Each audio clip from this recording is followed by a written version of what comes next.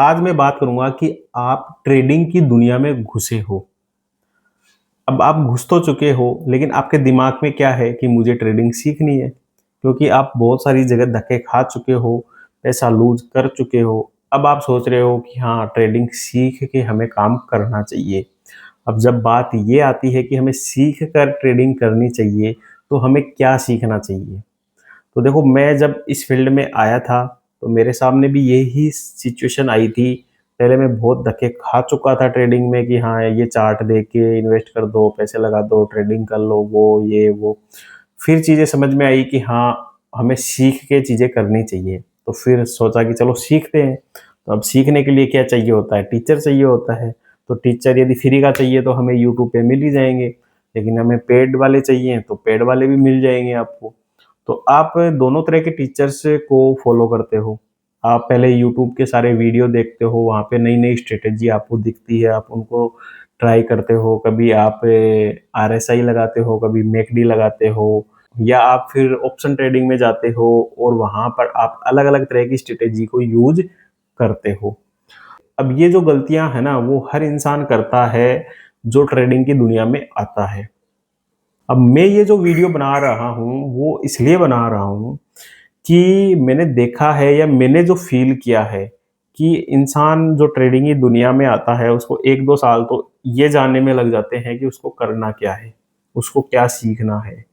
वो पता है क्या सोचता है? वो सोचता है कि शायद एक कोई ऐसी चीज़ है कि बस वो मैंने सीख ली, जो बाकी बहुत बड़े-बड़े लोग सीख रहे हैं, वो मैंने सीख ली, तो मैं पैसा कमाने लग जाऊँगा ट्रेडिंग में। मतलब उसको ऐसा लगता है कि केवल एक ऐसी चीज़ है। और मैं भी यही सोचता था कि हाँ, एक ऐसी चीज़ है जो बड़े-बड़े लोगों को पता है, लेकिन मुझे नहीं पता, और वो चीज़ मुझे पता लग गई, तो फिर मैं भी अंधे पैसे कमाने लग जाऊँगा ट्रेडिंग में। अब बात आती है कि यार, क्या एक चीज़ है ऐसी? क्या एक स्ट्रैटेजी है ऐसी कि हाँ, बस वो ही बड़े-बड़े लोगों के पास है, वो यूज़ करते हैं और पैसा कमाते हैं? तो देखो, मैं कहूँगा ना, ऐसा कुछ भी नहीं है।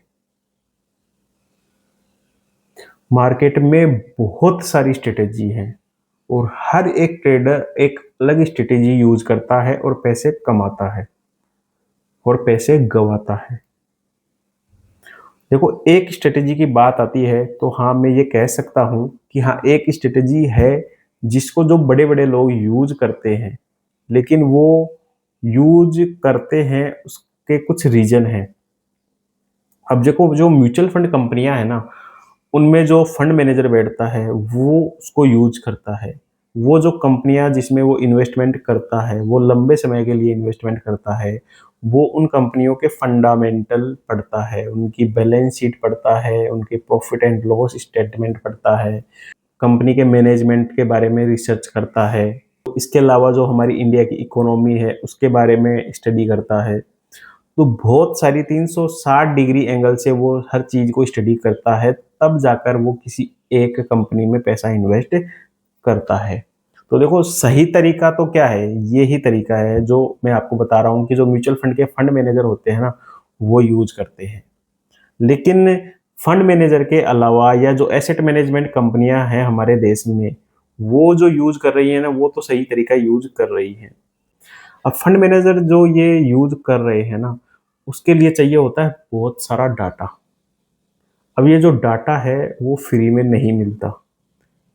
इसके लिए चाहिए होती है न्यूज़, जो पहले मिल जाए। आप तक जब कोई न्यूज़ पहुँचती है, वो पुरानी हो चुकी होती है।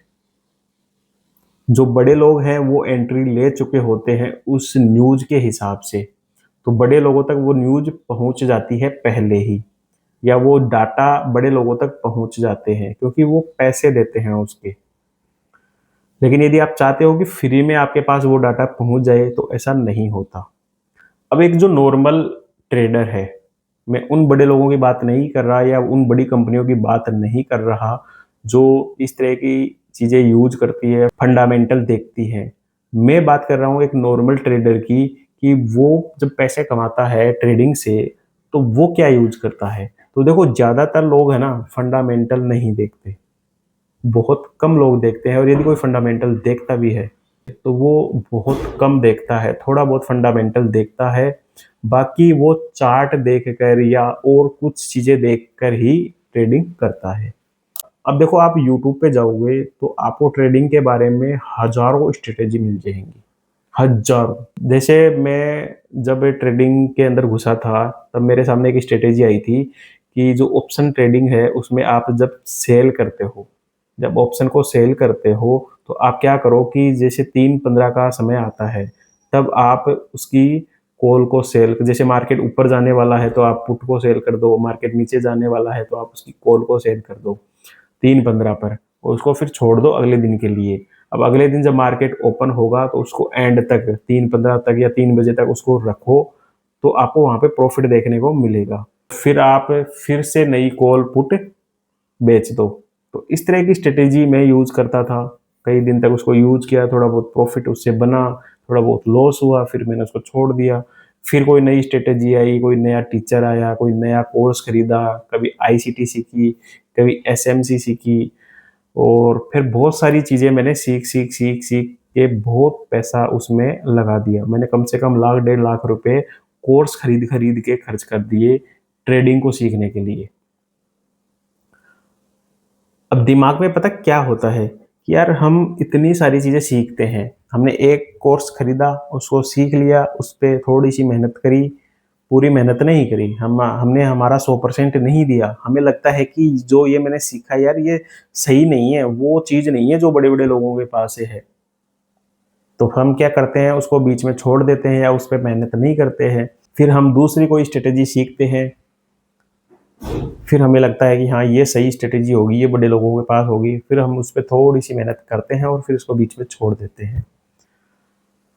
ये हर ट्रेडिंग की दुनिया में आने वाले इंसान के साथ होता है। अब मैं बताता हूँ आपको कि आखिर क्या सही चीज़ है। देखो जितनी भी स्ट्रैटेजियाँ हैं, हर एक ट्रेडर की अपनी एक अलग स्ट्रैटेजी होती है, वो उसको यूज़ करता है। अब बात ये है कि वो जो स्ट्रैटेजी यूज़ कर रहा है, वो उसको कई सालों से प्रैक्टिस कर रहा है, कई सालों से उसके ऊपर मेहनत कर रहा है। अब इतने सालों से यदि वो मेहनत कर रहा है, तो उसको रग-रग का पता है कि ये स्ट्रैटेजी कौन से मार्केट में काम करेगी, कौन-सी सिचुएशन में काम करेगी, कब हमें लॉस देगी, कब हमें प्रॉफ़िट देगी, उसको हर चीज़ का पता है। और जितनी भी स्ट्रैटेजी मार्केट में फ़िलहाल चलती हैं, जितनी भी स्ट्रैटेजी, वो कोई भी स्ट्रैटेजी 100% प्रॉफ़िटेबल नहीं होती है। हर स्ट्रैटेजी 50%, 30%, 40% ही सक्सेस होती हैं। हर स्ट्रैटेजी में लॉस भी होते हैं और हर स्ट्रैटेजी में प्रॉफ़िट भी होते हैं। सबसे बड़ी जो चीज़ काम आती है, वो आती है आपका स्टॉप लॉस। आप एक सही स्टॉप लॉस लगाते हो। अब यदि आप जो स्टॉप लॉस मतलब आरआर मतलब 1:3 का रेशियो लेकर चलते हो और आप ट्रेडिंग करते हो या इन्वेस्टिंग करते हो, तो आपको हमेशा प्रॉफ़िट होगा। यदि आपकी 30-40% भी सक्सेस रेट होती है, तो भी आपको हमेशा प्रॉफ़िट होगा, आप हमेशा प्रॉफ़िट में ही रहोगे। तो आपको जो मनी मैनेजमेंट है ना, उस पे ध्यान देना पड़ेगा। कितनी पोजीशन लेनी है, कितना लॉस लेना है, ये कैलकुलेट करके ही आप जब ट्रेड करोगे, तभी आप प्रॉफ़िटेबल रहोगे। और एक स्ट्रैटेजी आप सेलेक्ट कर लो, कोई भी जितनी भी हज़ारों स्ट्रैटेजी मार्केट में चल रही है, वो हज़ारों स्ट्रैटेजी में से कोई भी एक स्ट्रैटेजी ले लो, जो आपको सही लगती है, सूटेबल है आपके हिसाब से। और उस स्ट्रैटेजी को आप प्रैक्टिस करो। अब 5 साल, 10 साल उस स्ट्रैटेजी को प्रैक्टिस करो, उसकी गहराई तक जाओ। मैं यकीन से कहता हूँ, जब आप उस स्ट्रैटेजी को मास्टर कर लोगे ना, तो आप हमेशा प्रॉफ़िट में रहोगे। आप कभी भी लॉस में नहीं रहोगे। तो आप ये रोज़-रोज़ नए-नए कोर्स सीखना, नई-नई स्ट्रैटेजी सीखना बंद कर दो। कुछ भी मतलब नहीं है, कोई लेना-देना नहीं है। केवल एक स्ट्रैटेजी सीख लो, चाहे वो आपको यूट्यूब पे फ्री में मिल रही हो। आप वो स्ट्रैटेजी सीखो, उसको स्टडी करो, उसको प्रैक्टिस करो, उसको टाइम दो और उसमें डूब जाओ। आप प्रॉफ़िटेबल हो जाओगे। ये मैं अपना एक्सपीरियंस बता रहा हूँ। तो ट्रेडिंग में आए हो तो सही दिशा में जाना सीख जाओ। ये आपके लिए बेस्ट रहेगा। यदि ये वीडियो आपको अच्छा लगा तो इस चैनल को ज़रूर सब्सक्राइब कर देना। इसी तरह के वीडियो मैं आपके लिए लाता रहूँगा।